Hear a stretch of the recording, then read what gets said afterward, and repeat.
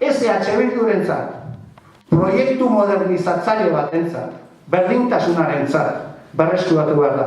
Eta Arrasatetik hasi behar da. Eta emaitza elektoral oso onak edukiko ditugu, sinistu.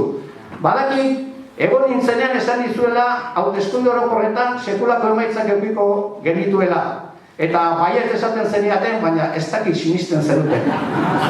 Eta euki genituen, sekulako emaitzak edukiko ditugu. Sekulako emaitzak edukiko ditugu. Guk konbentzitumendu osoarekin esaten dugu hori. Eta herri pila bat berreskuratuko ditugu.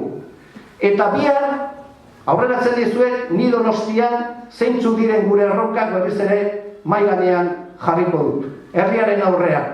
Aberregunean egin genuen bezala, erronkak zeintzuk diren guretzat, han jarriko ditugu. Eta esango dugu, zein da gure aspirazioa eta zein da gure ambizioa.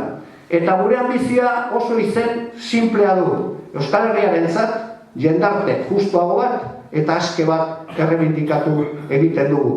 Badakigu horrek lan handiak ekartzen dituela. Badakigu horrek batzutan gorabeherak dituela. Badakigu batzutan nolabait ere depresio antzerako batean sartzen garela, baina badakigu ere, eta hori ikusten ari gara herriz herri, jendea pozi daukagula, pozi zaudetela, irribartsu. Eta hori da, irabazi duguna ja, partida hasi aurretik. Horregatik, animatu nahi zaituztet.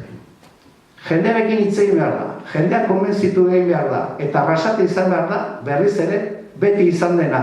Euskal Herriaren alde, herri zintzo bat, langile bat, euskalduna, askatasunen alde, beti dena eman duena. Gora Arrasate!